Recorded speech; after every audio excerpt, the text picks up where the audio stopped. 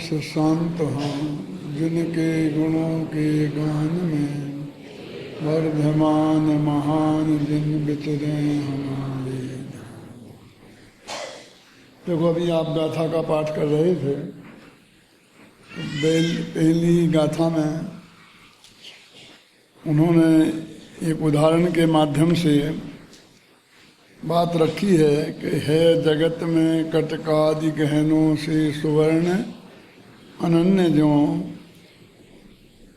जिन गुणों से जो द्रव्य उपजे उनसे जान अनन्य वो। इस गाथा में प्राकृत में भी आप देखेंगे तो उसमें भी ये लिखा है कि जो द्रव्य अपने उन गुणों से अनन्य है, और हम बार बार कहते हैं कि वो पर्यायों से अनन्य है। दो कारण तो उस दिन बताए थे। कौन कौन से? एक तो इसमें उपजय शब्द है, उपजई, तो गुण उपजता नहीं, माने पर्याय उत्पन्न तो पर्याय ही होती है ना। और दूसरे इसमें अभी एक जबरदस्त बात यह है कि उदाहरण में कटकादि शब्द का प्रयोग किया है, और कटक एक गहने का नाम है।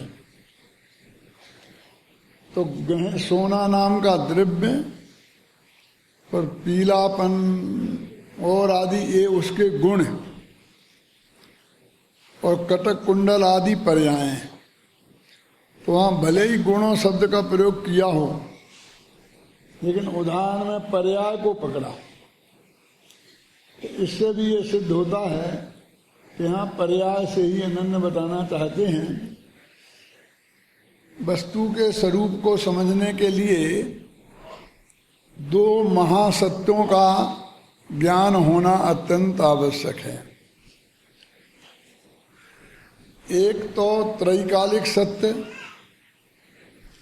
स्वभावगत सत्य, और दूसरा पर्यायगत सत्य, तात्कालिक सत्य।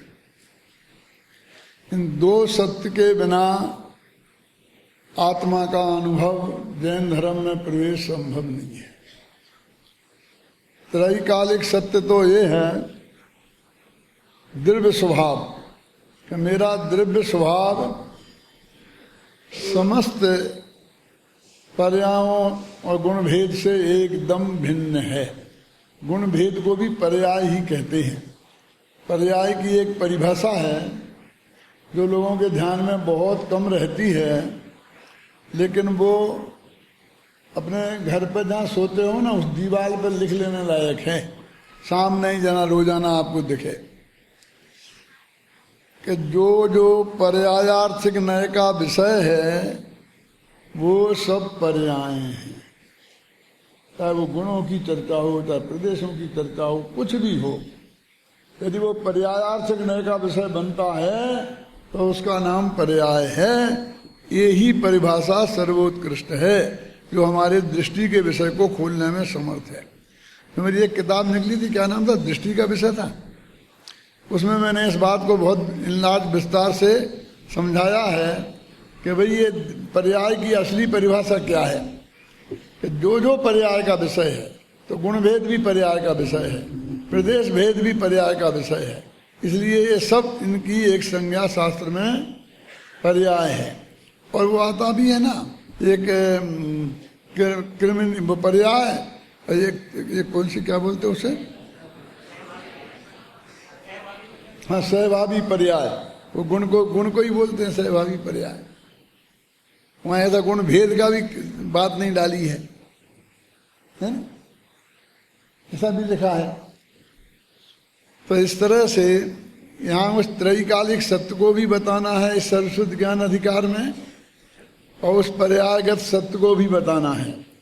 अब उस पर्यायगत सत्य में जो कृमि नियमित आत्म परिणामी उत्पद्ध मानो, हर जीव, हर अजीव, प्रत्येक द्रव्य अपने कृमि निमित्त अपने परिणामों से उत्पन्न होता हुआ वो जीव ही है, अजीव नहीं।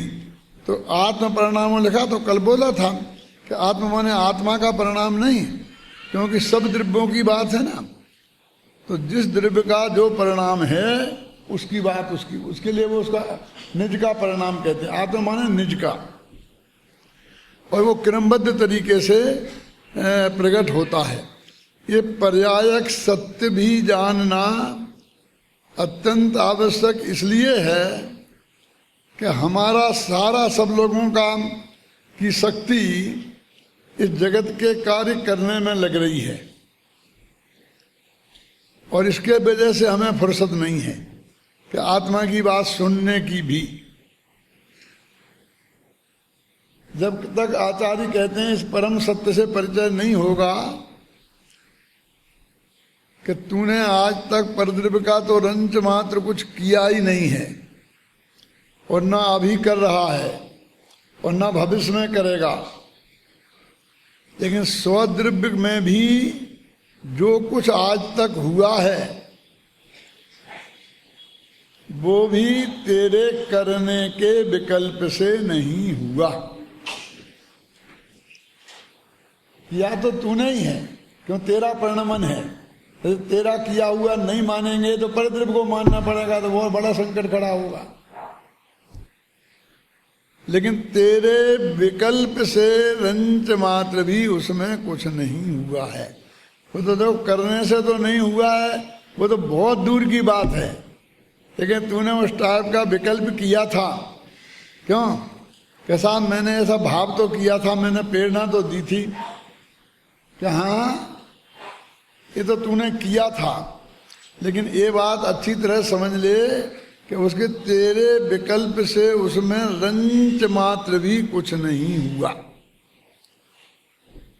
तो कुछ भी नहीं हुआ, बेकार गया मेरा विकल्प। मुझे पुण्य तो बना होगा। हाँ बिल्कुल बिल्कुल बिल्कुल, ये बात सच्ची है। यदि तूने भला करने का भाव किया है, कल गुरुदेव श्री के प्रवचन में भी था, इसमें भी है कोटेशन में, तो गारंटी से तुझे पुण्य बना होगा। लेकिन बंधा होगा, छूटा नहीं होगा। तुझे यहाँ छूटने का उपाय के लिए तू बात कर रहा है कि बंधने की बात के लिए बात कर रहा है? क्यों? तुझे मुक्ति मार्ग में जानना है कि बंध मार्ग जानना है?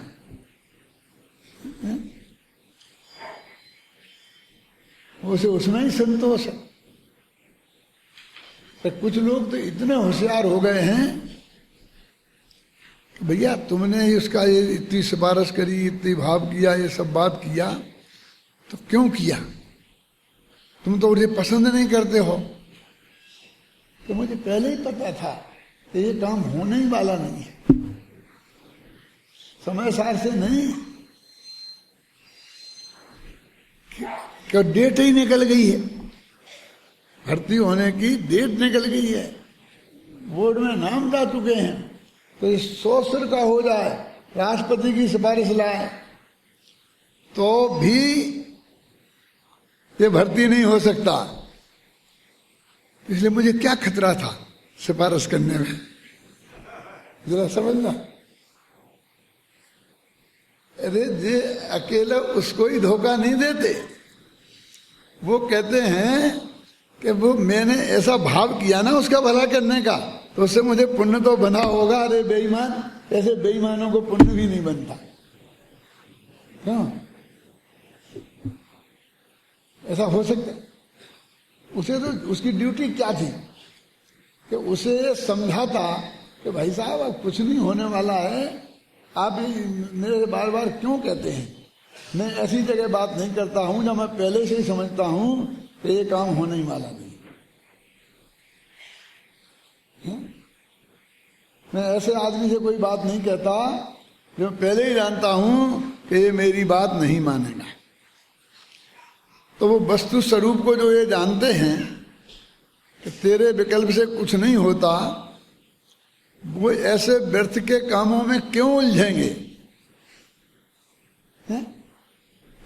ऐसे पुण्य बंधेगा, ऐसे लोभ में क्यों उलझेंगे? लेकिन एक बहुत मजबूरी है कि भूमि का अनुसार विकल्प आए बिना रहते नहीं हैं। ये बड़ी विचित्र बात। श्रद्धा में और ज्ञान में ये बात पक्की है कि मेरे कहने से कुछ नहीं होने वाला है, मेरे विकल्प से कुछ नहीं होने वाला है। फिर भी कहने का भी भाव आता है और ऐसा विकल्प भी ज्ञानी की भूमिका में भी आए बिना रहता नहीं है। पर यही सबसे कठिन सत्य है जो इस जगत की समझ में आना आसान नहीं है। क्योंकि हम तो छल दिखता है तुम में क्लियर, तो मानते हो तो ऐसा हो, जानते हो ऐसा हो, फिर ऐसा करते हो, ऐसा कहते हो। अब कैसे समझा इसको है? तो एक तो ये पर्याय का सत्य कौन कि तेरे विकल्प से कुछ भी नहीं होता, तेरा विकल्प बिल्कुल निरर्थक है। काय में? उसके काम होने में, लेकिन तेरे लिए निरर्थक नहीं है, तेरे लिए अनर्थक है। क्या? यानी उसका तो काम होगा नहीं सकतनी और तुझे सजा अवश्य मिलेगी। क्या कि पुण्य बंदगी नहीं, तेरे को तो पाप बंदगी मिलेगी। बेईमान लेकिन ज्ञानी को कहते कुछ चाहिए ही नहीं, वो तो उसकी मजबूरी है कि ऐसा भाव उसे आज बिना रहता नहीं। वो तो वास्तव में इसी समय सारा अर्थ में आता है कि वो तो उस भाव का भी करता नहीं है, वो तो उस भाव का भी मात्र ज्ञाता दृष्टा है कि देखो मेरी पर्याय में ऐसा भाव आए बिना रहा नहीं आना तो ये था, लेकिन अभी मैं उसे रोक नहीं सकता। तो ये पर्यायगत सत्य कौन सा कि मेरे विकल्पों से, मेरे करने से कहीं ना पर में कुछ होने वाला है और ना स्व में। क्या साहब ये क्या हद हो गई, मेरे आत्मा का अनुभव मुझे जल्दी से जल्दी हो जाए, अब इसमें क्या गलती हो गई? क्यों ऐसे भाव में गलती क्या हो गई कि गलती नहीं हुई तो तुझे डंडे क्यों पड़े? गलती नहीं होती तो सजा क्यों मिली? इस भाव से बंद हुआ ना। क्यों? जैसे ना चारी ने मोक्षाधिकार की गाथा नंबर मुझे ख्याल में नहीं है, जो प्रकरण चलता है कि बंध का ज्ञान से और बंध के विचार से बंध का अभाव नहीं होगा। और उसमें अमृतचंद्र ने लिखा कि ऐसा कहकर मैं उन लोगों को समझा रहा हूं जिनकी बुद्धि विपाक विचय नामक धर्म ध्यान से अंधी हो गई है। विपाक विचय धर्म ध्यान इस शास्त्र का वाक्य, धर्म ध्यान कोई अपने घर का नहीं है। तो ऐसी अंधी लोगों को मैं ये समझा रहा हूं कि तुम्हारे इस विचार से तुम ये सोचते रहोगे तो इससे मुक्ति की प्राप्ति नहीं हो, सजा मिलेगी नहीं। उसका मतलब अंधी बुद्धि कही ना, सजा मिलेगी तुम्हें इस बात की।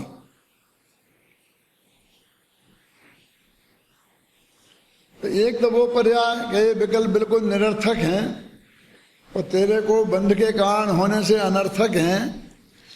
ये जो पर्याय का सत्य है कि भाई सम्मा दर्शन तुझे चाहिए ना जल्दी,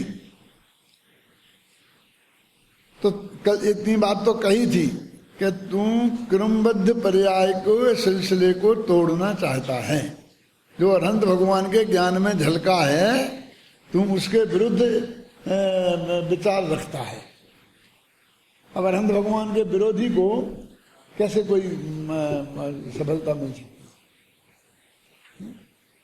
अगले विचार की बात नहीं है, वो तो टूटेगी नहीं, क्योंकि जब वो जिस काल में सम्मा दर्शन होना है उस काल से वो सम्मा दर्शन पर्याय को हटाकर अभी तू लाना चाहता है, अभी लाना पड़ेगा ना। तो उस त्रिकाली ध्रुव भगवान आत्मा में के 3 टुकड़े हो जाएंगे। एक कट तो वहां लगेगा जहां वो होना था, वहां से तूने उस पर्याय को निकाला है ना, और एक कट वहां लगेगा कि जहां तू उस पर्याय को प्रकट करेगा, तो 2 कट लग जाएंगे, तो वो त्रिकाली अखंड नहीं रहेगा। काल की अखंडता है वो खंडित हो जाएगी। आता ना, मैं ना काले न खंड्यामी ना द्रव्य न खंड्यामी। एक बात। अब दूसरी बात यह है कि जो यहां भी मिथ्यात्व पर्याय है और वहां तो वो सम्मत दर्शन पर्याय आ जाएगी। तो जब मिथ्यात्व पर्याय कहाँ जाएगी? किसी कुएं में डाल दोगे कि भाई तुम्हारे द्रव्य की पर्याय है, अब तो उसे तुमने अपने स्थान से हटा दिया तो वो जगह खाली हुई ना। क्यों? जहां वो सम्मत दर्शन होना था तो वहां ले जाओगे।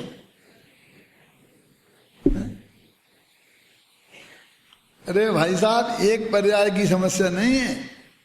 तुम एक दफा सम्मत दर्शन तुम्हें हो गया तो तुम ये चाहते हो ना ये सम्मत दर्शन रहे, तो अभी से सारी पर्याय तुम सम्मत दर्शन रूप चाहते हो वहां तक की। अब इतनी पर्यायों को काट के तुम कहां भेजोगे? क्यों? ये सारी व्यवस्था में इतनी बड़ी गड़बड़ी तुम करना चाहते हो, ये सही नहीं है। वो किसी दूसरे का विरोध नहीं है, वो कांजी स्वामी का विरोध नहीं है, वो वस्तु के स्वरूप का विरोध है। एक बात। और इसको हमारे कई ज्ञानियों ने इस भाषा में बात करी है कि तुझे समझना चाहिए, क्या चाहिए, क्या करना, क्या करेगा समझना। इसका मतलब है तू अभी अधूरा है। जब तेरे में सम्यक दर्शन डालेंगे तब तू पूरा होगा। बेकार आ गए, रे प्रभु तू कई बातें अधूरा, रे प्रभु तू सब बातें पूरा। अभी तुझमें कुछ कमी है ना कि सम्यक दर्शन नहीं है। तो जिसे भगवान आत्मा परिपूर्ण दिखाई नहीं देता उसे सम्यक दर्शन नहीं होता। मैं हूं अपने में स्वयं पूर्ण, कब? अनादि से लेके अनंत काल तक। क्या करना तुझे? सम्यक दर्शन को होना हो तो हो, नहीं होना तो नहीं हो। मैं तो अपने आप में परिपूर्ण तत्व हूं। तुझे अपने आप में परिपूर्णता ख्याल में आई ही नहीं, और आ जाए तो उसी का नाम तो सम्यक दर्शन है। क्यों? तो एक पर्यायगत सत्य कि उसमें रंच मात्र भी फेर फार की बुद्धि, चाहे वो सम्यक दर्शन के बारे में इतनी बढ़िया बात, हम कोई विषय कसाई की चाहे नहीं कर रहे, रुपया पैसा की चाहे नहीं कर रहे, और कोई चाहे विषयाधिक, क्या बात है ना, विषयाधिक नहीं चाहूं, विषयन में ना ही लुभाऊं, बस। क्यों? अब इतनी उत्कृष्ट बात की चाय को भी तुम निषेध। अरे भाई, हम चाय का ही निषेध है निर्माणी में, चाय धर्म नहीं है। वो चाय किसकी है इससे क्या फर्क पड़ता है? तो ये जो क्रमबद्ध पर्याय की बात इसमें आई है कि जीवो ही ताबत कृमिनाथ परम नहीं, ये महासत्य है। इसके स्वीकृत बना तेरे को आत्मा में जाने की फुर्सत ही नहीं मिलेगी। पहुंचना तो बहुत दूर की बात, जो कीमत चुकानी है उसकी, वो तू कीमत चुकाने के लिए तैयार ही नहीं है।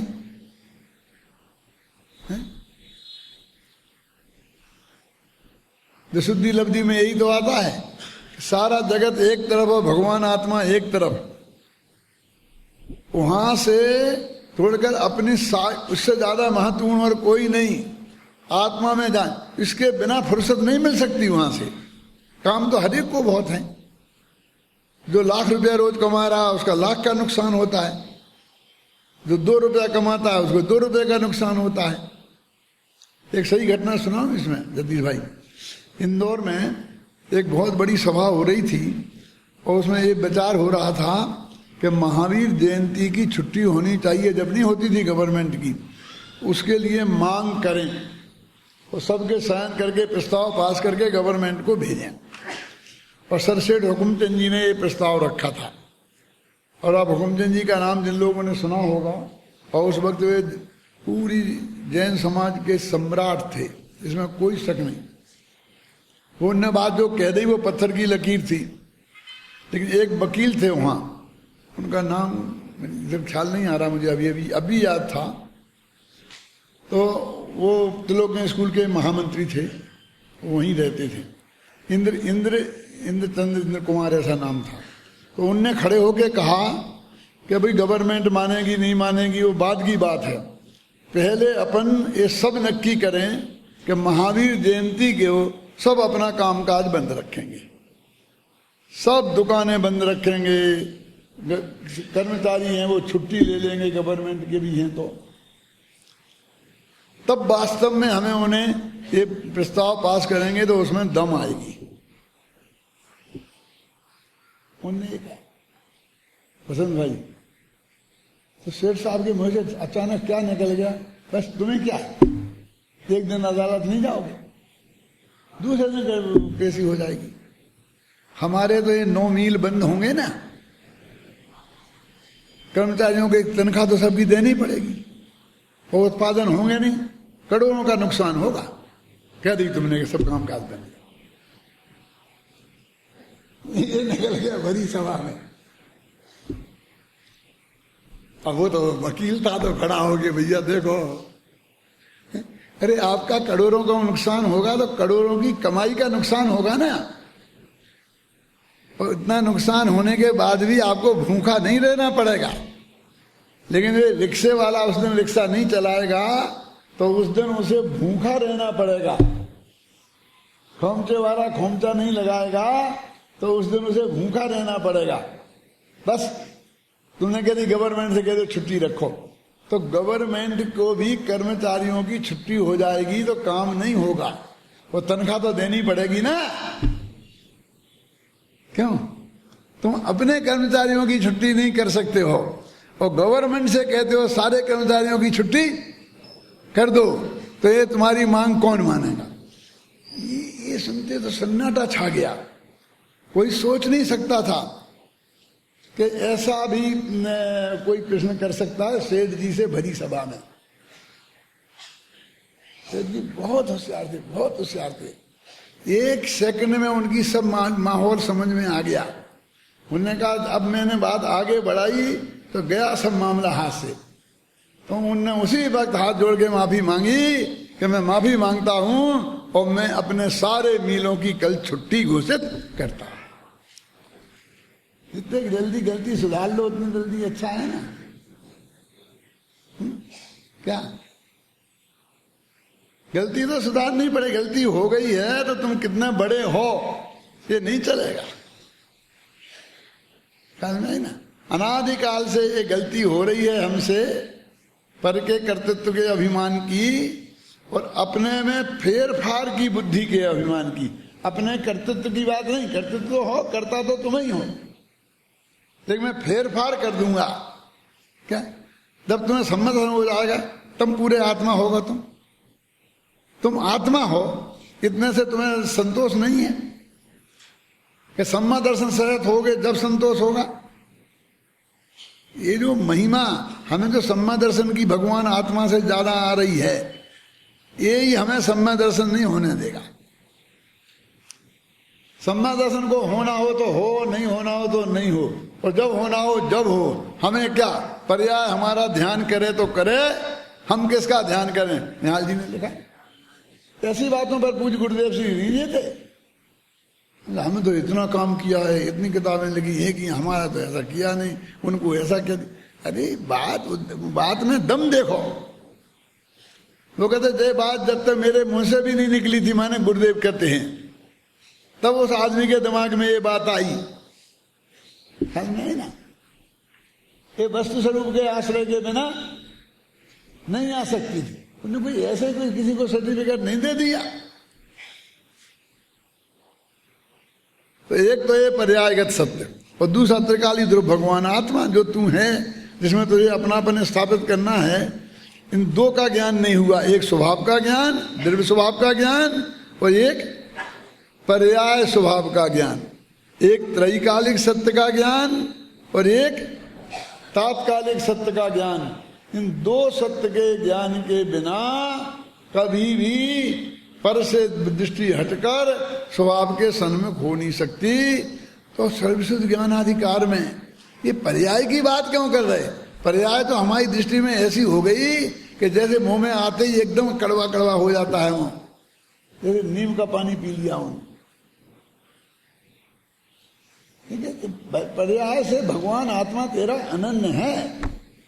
जब तू सम्यक दृष्टि हो जाएगा शिखरचंद जी और मोक्ष में चला जाएगा तो पर्याय को तो यहीं छोड़ जाएगा ना, विदिशा में। रुपया पैसा संपत्ति मकान जायदाद ये सब छोड़ जाओगे, और ये शरीर भी क्यों के ले जाओगे, ये सब छोड़ जाओगे, हम भी छोड़ जाएंगे क्यों। लेकिन ये पर्याय भी साथ जाएगी क्या? मनुष्य पर्याय अथवा एक समय की पर्याय, ये तो दूसरे समय यहीं खत्म रह जाएगी ना।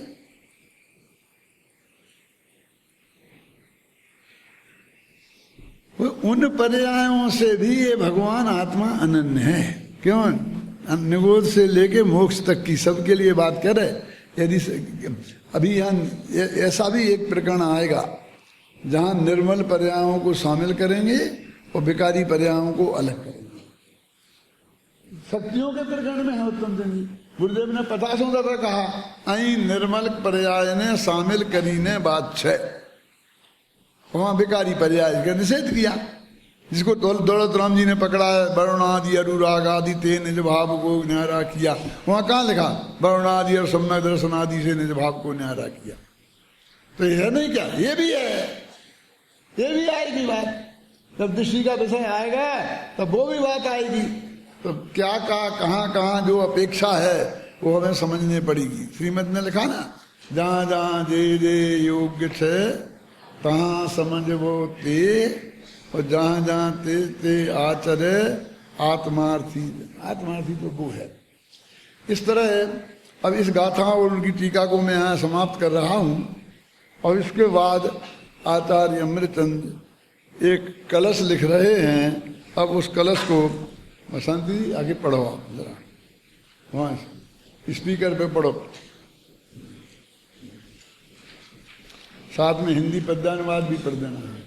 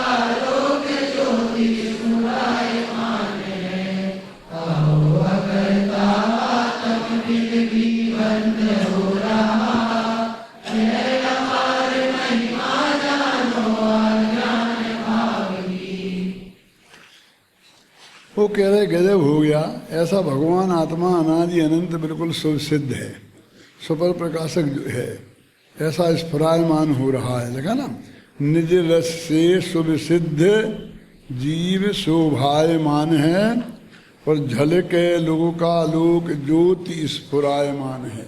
लोकालोक उसके ज्ञान में झलके ऐसी ज्योति है ना, वो उस रूप से स्फुरायमान है। अहो अकर्ता आत्म फिर भी बंद हो रहा। यद्यपि यह आत्मा अकर्ता है, क्लियर हो गया ना। अकर्ता अब तष्टते, अंतिम पंक्ति थी ना टीका की, उत्थान का में क्या था कि आत्मा अकर्ता है, इस बात को दृष्टांत पूर्वक सिद्ध करते हैं। पर अंत में लिखा था अतो अकर्ता अवतिष्ठते, कि आत्मा अकर्ता है, ये सिद्ध हो गया। अब कहते सिद्ध तो हो गया, करें क्या, लेकिन ये बंद तो हो रहा है ना। कि इतना हो जाने पर भी ऐसा थोड़ी है कि तुम जब मानोगे तब वो अकर्ता होगा। वो तो अकर्ता तो निगोद से लेकर मोक्ष तक है, पर द्रव्य के संदर्भ में है यहाँ बात, क्योंकि अभी 100 पर्यायों का तो करता है ही, है ना। फिर कहते जब इतनी बात सब नक्की हो गई तो अब तो बंद होना नहीं चाहिए था, फिर भी बंद हो रहा है। तो ये कैसे हो रहा कि यह महिमा जानो, यह अपार महिमा जानो अज्ञान भाव की। वो आत्मा को नहीं जाना, इसका नाम अज्ञान, और उस अज्ञान भाव की ये अपार महिमा है। देखो उसको महिमा कह रहे, और फिर भी वो अपार, सम्यक दर्शन की तो अपार महिमा है ही, आत्मा को जानने की तो अपार महिमा है ही, नहीं जानने की भी अपार महिमा है। छोटे शब्द तो ज्ञानी जन प्रयोग करते ही नहीं है, क्यों। टोडरमल जी भी लिखते हैं ना मोक्ष मार्ग प्रकाशक में कि ऐसा सत्समागम प्राप्त होने पर भी कोई तत्व ज्ञान की बात नहीं सुने तो जैसे कोड़ी को अमृतपान कराए और वो ना करे, तो अवलोकन मात्र से दरिद्र को चिंतामणि रत्न की प्राप्ति हो और वो आंख नहीं खोले, तो उसके अभाग्य की महिमा तो हमसे हो नहीं। देखो अभाग्य की भी महिमा हम तक में, अभागा नालायक ऐसा वैसा, उसको जितनी निंदा की जाए, उसके अभाग्य की महिमा तो हमसे हो नहीं सकती। उसको भी महिमा शब्द का प्रयोग करते हैं। छोटे हल्के शब्द उनकी वाणी में आते ही नहीं हैं। तू ऐसा करेगा, तू ऐसा करेगा, ऐसा करेगा, ऐसा करेगा, नरक जाएगा, निमोच जाएगा, एक मिनट में नरक निमोच भेजा। अरे भाई ये क्या है, वो भी भगवान आत्मा है ना। पूज्य गुरुदेव सीधे फरमाते थे जो भी भूलेला भगवान छे, बहुत से बहुत यदि उनके मुंह से निकलेगा तो क्या निकलता था, भूलेला भगवान छे, है ना। और ऐसा नहीं है कल का भगवान है, अरे आज अभी भगवान है। अभव्य क्या, हाँ अभव्य भी स्वभाव से तो है ही, वो भगवत्ता प्रकट होगी क्या नहीं होगी वो तो पर्याय की बात है, स्वभाव में थोड़ी कोई फर्क है। ज्ञानानंद स्वभावी है क्या नहीं, वो सर्वज्ञत्व शक्ति उसमें है क्या नहीं है, कि वो 10-5 शक्तियां कम कर देते उसमें। भव्य जीव और भव्य जीव में जो भेद है उसमें 10-5 शक्तियां कम होंगी या भव्य में, क्यों, और भव्य में 10-5 शक्तियां ज्यादा होंगी, ऐसा तो है नहीं।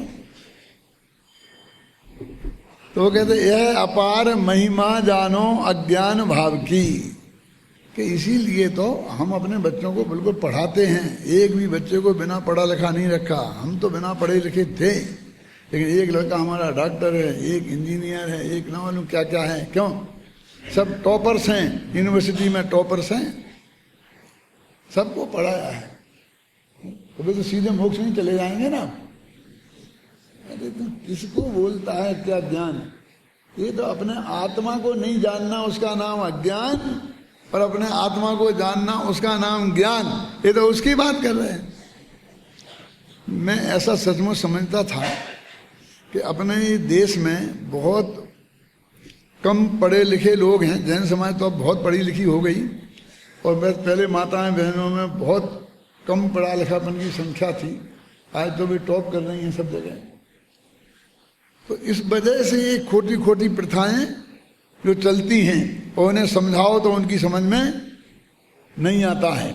और अमेरिका में तो सब छठे छठाए लोग आए हैं, इंजीनियर, डॉक्टर, साधारण आदमी तो वहाँ पहुँच ही नहीं सकता। एक तो उसके पास इतने पैसे ही नहीं है, एक टिकट के उतना खर्चा करे। दूसरे बात उसे कोई वीजा ही मिलना संभव नहीं है। वो भी देखते हैं कि इनके पास पैसा है कि नहीं, इनकम टैक्स की फाइल देखते हैं, क्योंकि उन्हें पैसे वाले चाहिए जो वहाँ खर्च करें तो उनको वो क्या बोलते हैं, टूरिस्ट का वो इनकम होती वो बड़े हैं। जिनके पास कुछ नहीं है ये वहाँ जा करके और वहाँ और भुखमरी बढ़ाएंगे। ऐसे लोग नहीं चाहिए उन्हें पहुंचे नहीं, वे सोच भी नहीं सकते वहां जाने की। और वहां जाके करेंगे क्या, क्योंकि भीख मांगना तो वहां मना। खेती भी नहीं है, खेती भी सब ट्रैक्टरों वैक्टरों से होती है।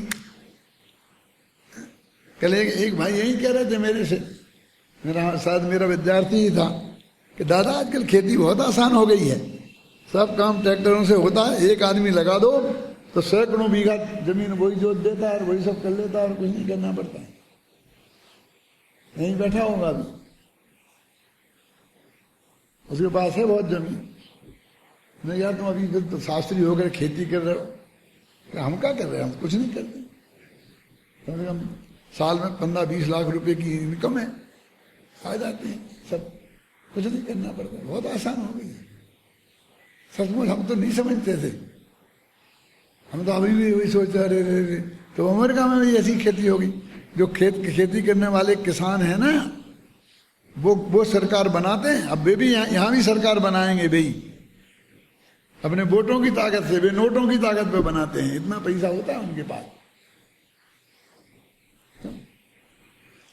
अरे भाई, लेकिन हमने उन अमेरिका वालों में भी घृत मिथ्यात्व का इससे भी बड़ा अज्ञान वहां देखा है,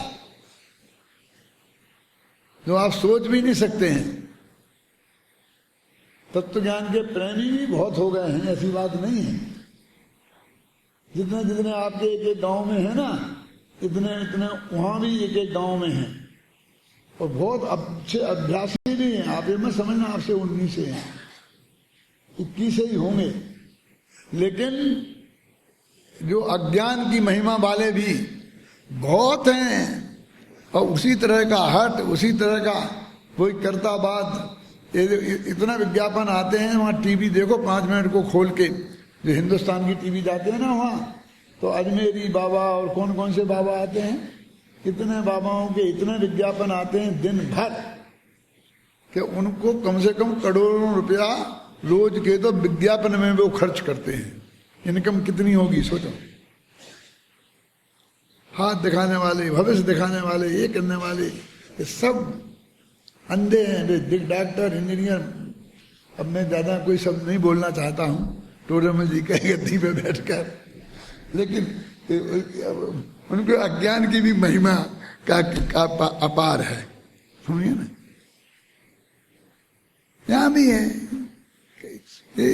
जरा सी बात है, भगवान ये कर देगा, भगवान ये कर दे, भगवान ये कर दे, भगवान ये कर देगा, क्या करे, भगवान की मर्जी, भगवान जैसा करेगा वैसा होगा। अरे भाई, एक जैन धर्म में भगवान कुछ भी नहीं करते हैं, कोई किसी का कुछ नहीं करता है, हैं? ख्याल में आया ना।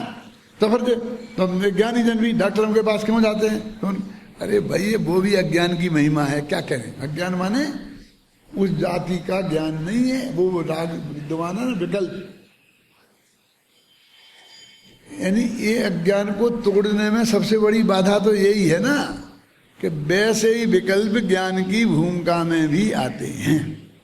अभी हम ये कहें कि तुम धंधे पानी पे चले गए, 4 दिन के धंधे पानी की बात करते हो सेक्रेटरी जी, नहीं तुमको अंत तक लेना पड़ेगा। अरे नहीं पंडित जी, बहुत जरूरी रहता है, ऐसा रहता है, ऐसा रहता है, थोड़ा बैठना पड़ता है दुकान पर।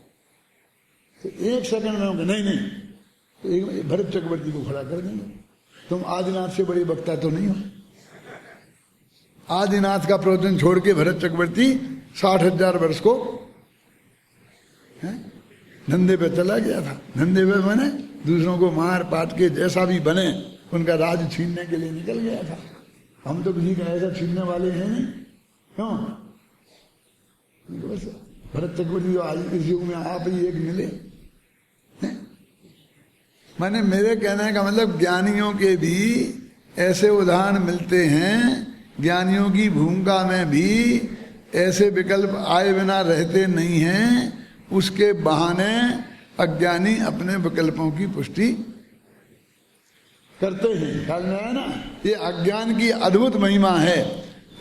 ये बात नहीं समझते हैं, इसकी ये अद्भुत महिमा है। देखो ये तो पूज्य गुरुदेव जी का पढ़ना है इस गाथा का, तो पढ़ो। पूज्य गुरुदेव जी का दिया ना मैंने कोटेशन इसमें, इस कलश को पढ़ो, सुन के सुनाओ। अच्छा, हाँ हाँ। स्वभाव से अकर्ता होते हुए भी कर्ता कैसे हो जाता है, यहाँ कहा है कि आत्मा निज रस से अर्थात स्वभाव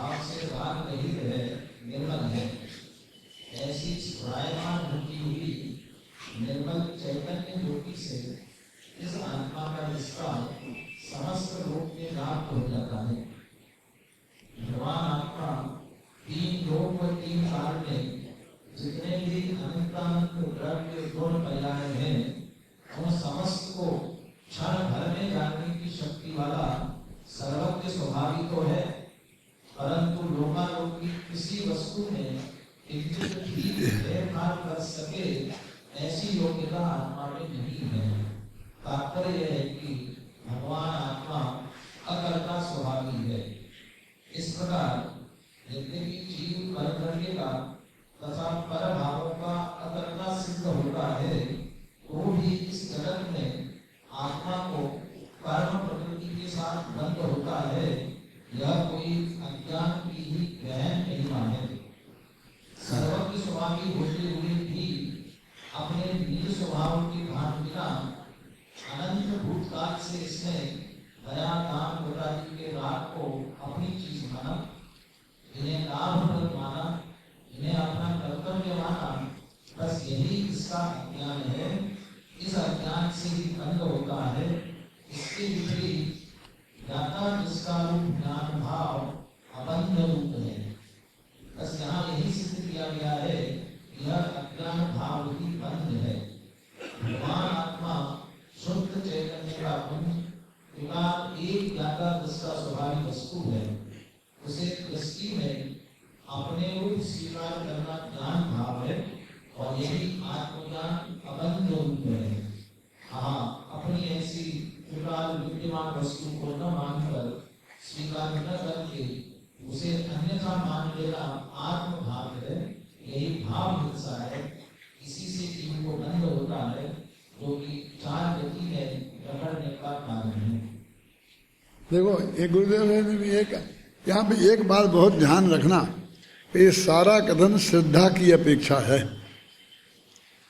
ना। मैं बता रहा हूँ, चारित्र में तो चौथे गुणस्थान में जब वो अधिक से अधिक परिग्रह होता है किसके, तो तीन ही बताए ना अपने सबसे बड़े आदमी कि मनुष्यों में चक्रवर्ती और देवों में सौधर्म इंद्र। क्यों ऊपर के इंद्रों में तो परिग्रह कम होता है, सबसे ज्यादा परिग्रह इंद्र में। या वो धर्मेंद्र नागेंद्र जिसे बोलते हैं अपन, देवेंद्र नागेंद्र नरेंद्र, ये 3 ही सबसे ज्यादा परिग्रह वाले हैं। अब इनके भी वो सम्यक दर्शन है भाग्य से, ख्याल में है ना। अब सम्यक दर्शन का इतना मोटा पेटा है कि मैं 3-4 सम्यक दृष्टि आपके सामने पेश करता हूं। एक ही गुण स्थान के, एक ही क्लास में हैं। एक भरत चक्रवर्ती, दूसरा सौधर्मेंद्र, तीसरा सर्वार सिद्धि का हेमेंद्र, चौथा जो लोकांतिक देव, और 5वां राजा सैनिक है जो पहले छायक सम्यक दृष्टि पहले नरक में। अब ये 5 सब छायक सम्यक दृष्टि हैं 5। अब इनकी पर्याय की परिणति में देखो कितना कितना फर्क है। अब हमारी तुम्हारी जो परिणति है वो कहीं ना कहीं इनसे मिल जाती है, विषय कसाय वाली, तो बस हम उसके बहाने उसको पोषण करना चाहते हैं। अब देखो कितना फर्क है कि राजा भरत चक्रवर्ती तो समूह चाणक्य में दिव्य ध्वनि को छोड़कर 60,000 वर्ष तक लड़ने को निकल गया। भाग्य से उनकी दिग्विजय में एक बूंद खून नहीं बहा। ये तो भाग्य की बात है। वे तो चक्र रत्न लेके ही तैयार होके गए थे और अंत में उन्होंने सिद्ध कर दिया कि कोई उनकी नहीं मानेगा तो वे चला देंगे, और भाई पे ही चला दिया, है ना। और एक और तथ्य मैं आपको बताता हूं जो आपको शायद ध्यान में नहीं आया होगा। महापुराण पढ़ा ही नहीं होगा तो कैसे ध्यान में आए। भगत लोग क्या नाम बसंत भाई अकेले नहीं गए थे, पूरा रणवास साथ में था। अब समझ में आए ना आपने, रानियां मानियां सब साथ में। लड़ाई पे कोई पत्नियों को लेके जाता, ये भी नहीं है, सब थे। ख्याल में है ना पूरा। और भरतेश वैभव पढ़ो तो मालूम पड़ जाएगा क्या क्या क्या होता था। और ये जो 96,000 शादियां हुई थी ना, वो उसी पीरियड में हुई, क्योंकि वे चक्रवर्ती की होती हैं।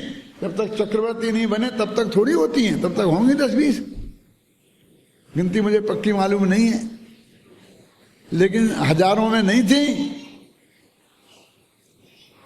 वैसे तो मारीच पैदा हो गया था, और कितने पैदा हो गए थे, बच्चे भी थे। और वो उम्र क्या थी मालूम? कुल उम्र कितनी थी भरत चक्रवर्ती की? 84 लाख पूरब की। अब इसको 1 बरस का 1 पूरब मानो तो 84 बरस की भाई। और जब वे लड़ने निकले थे तब उम्र कितनी थी? 63 बरस की, 63 लाख पूरब की। तो जवान थे कि बुढ़े? रिटायरमेंट की एज आ गई थी। क्यों, समझ में आया ना? और उसके बाद 96,000 शादियां की हैं जहां जाते। पर उनका ये इतना बड़ा वो देखकर सामने वाला बेचारा घबरा जाता राजा। तो आकर के रत्नों के पोटले ले करके और लड़कियां ले के आ जाता, रत्ना भेंट करता, हाथ जोड़ता, अधीनता स्वीकार करता, अपनी बेटी की शादी कर देता और ये फटाफट कर लेते। क्यों? पर कह देते कि आपने घर ही रखो अब लड़की को, जब हम पहुंच जाएंगे युद्ध जीत करके तब वहां बुलवा लेंगे। ये कहानी है।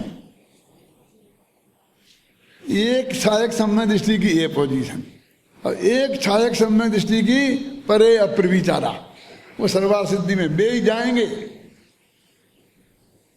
ख्याल में आई ना? वहां पर कोई भी छायक सम्य से 5वां गुणस्थान नहीं होगा, और मन में तक विकल्प नहीं आएगा। बोलो, ना खाने का ना पीने का।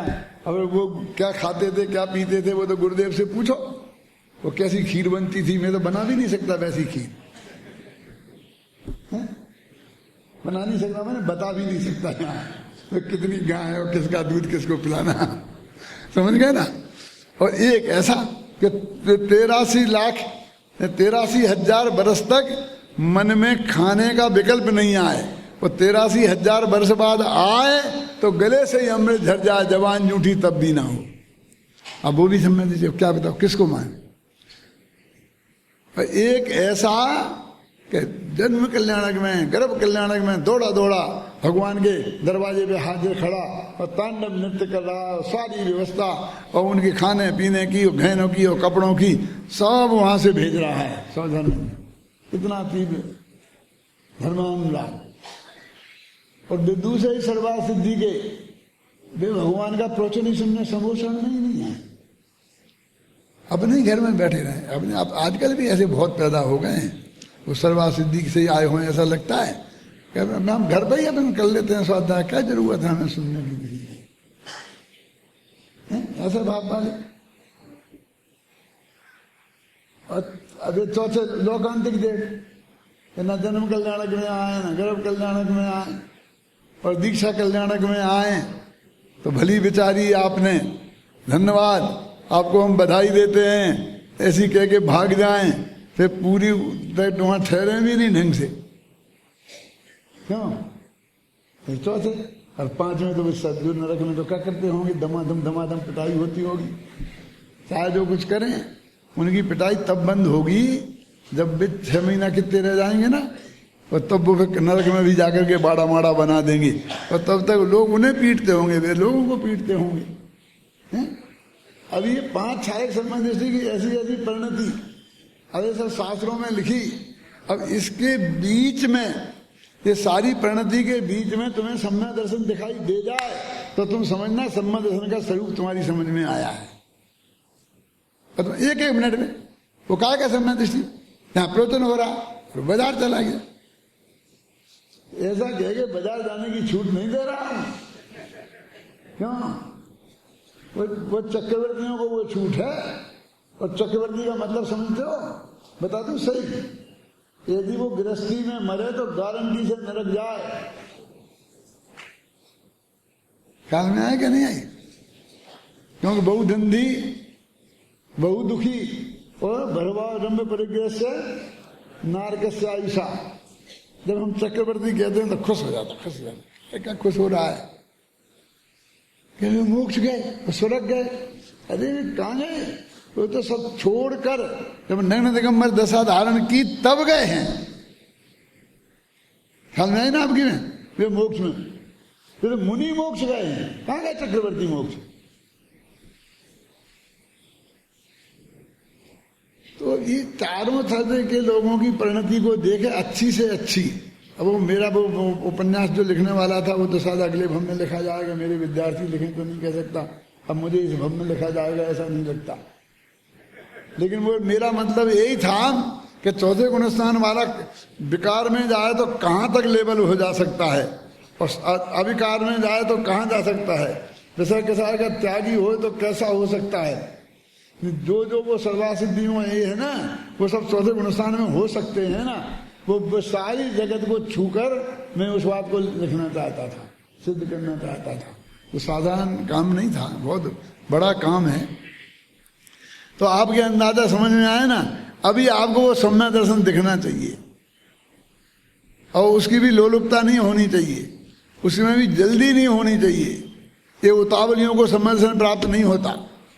शांति से वस्तु का स्वरूप स्वीकार करें और ये माने कि जो सम्यक दृष्टि की भूमिका में भी बंद हो रहा, अथवा सम्यक दर्शन के पहले की भूमिकाओं में जो बंद हो रहा है वो न पर से हो रहा न किसी से हो रहा, अपने ही अज्ञान भाव से।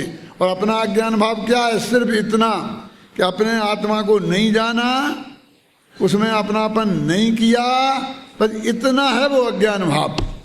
एक क्षण में खत्म हो सकता है। हम अपने आत्मा को जाने, उसका अनुभव पूर्वक अपने में अपनापन स्थापित हो जाए तो सारे अनादिकाल के अज्ञान में 1 मिनट में आग लग सकती है। जल्दी से जल्दी लगे सबके कि आग लगने की प्रार्थना कर रहे हैं उस अज्ञान भाव में, ऐसी भावना के साथ में अभी की बात जो भी आए हैं,